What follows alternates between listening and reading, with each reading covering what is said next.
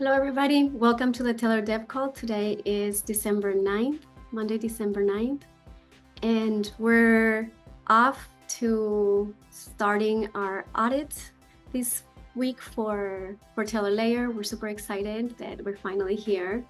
Our testnet is currently running. We're not opening it to the public yet, but we'll keep you posted when we'll be live for you guys to be able to join the network. What else? Oh, yes. We are going to be hiring a DevRel.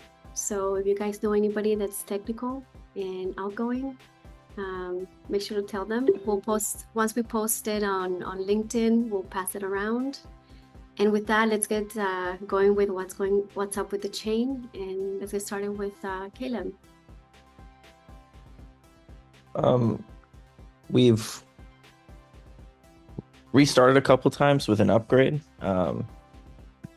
Working on getting comfortable with migrations and just the whole process.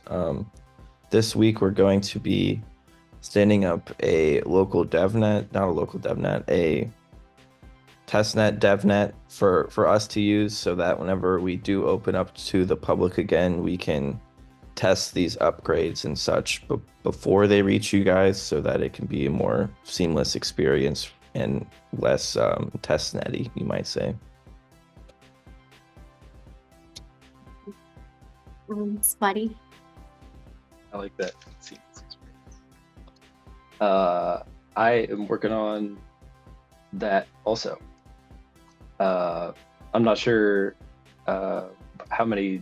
Yeah, I don't know. There's details that we need to work out. Yeah, we're gonna make the new DevNet. Also hoping I'm going to finish up my tests for the DVM soon. I'm going to try to squeeze some of that Python work in there. All right. Thanks, Spotty. Yep. Akram? I was going to add tests to my PR, did a little refactoring. But also, I guess, like we talked, I can might as well do the migrations for the upgrade. I'll take care of that. But yeah, the PR is ready. If anybody wants to review it. Yeah, that's it for me. Thanks, Akram. Tim?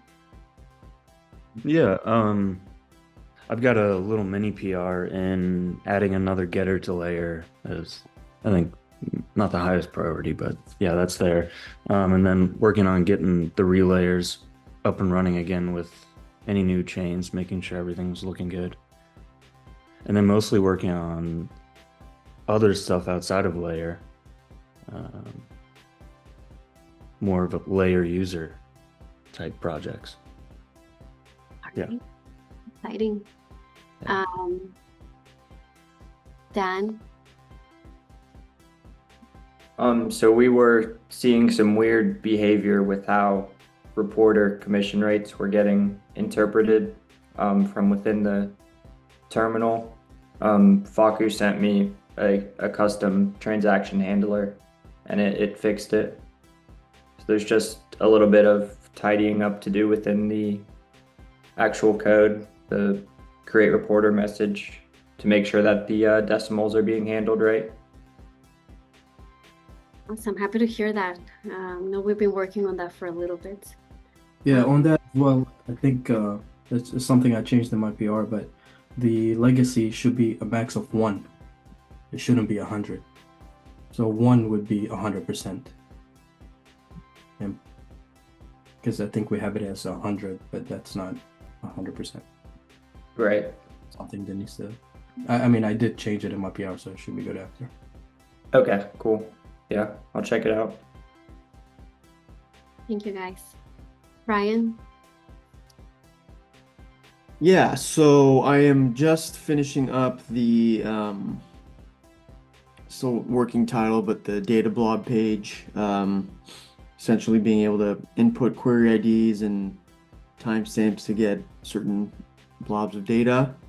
And then, yeah, so I'm just finishing up the UX of that and the UI. And then once that's all polished, I'm going to go back into the data feed aspect, which Tim, I think there might be a getter I don't know if that's the one you were thinking of, but it might be useful for that. Talk about that offline, but that's what I'm focusing on. Thanks, Ryan. Nick. Let me know whenever you go over those white paper changes. I'll push that up to the GitHub. Should have ADR changes, a handful of those as well.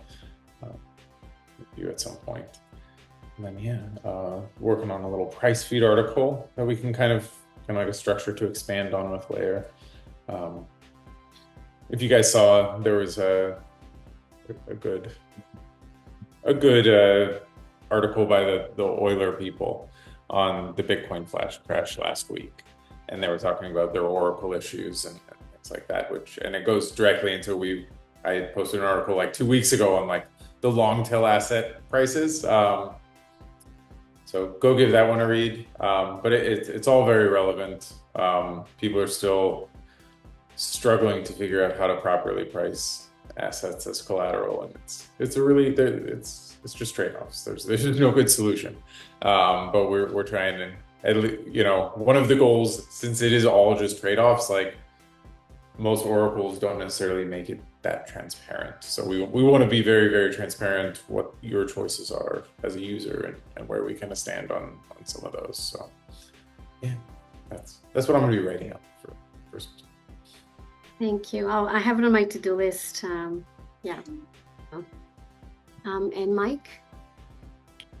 Hey guys, speaking of articles, on Friday I pushed out a blog post about our new swoosh, and it walks through the evolution of the Tellor logo and brand from its scrappy beginnings all the way to our thoughtful refresh that we're sort of officially unveiling through this post. But for those of you guys that are paying attention, you would have noticed it has been live on our social and our website for a couple weeks now. But this post is our sort of our official unveiling of it, with a little bit of nostalgia and some storytelling and reflection about how far we've come, not just as a brand, but as a protocol and as a team. So if you guys haven't checked it out, check it out.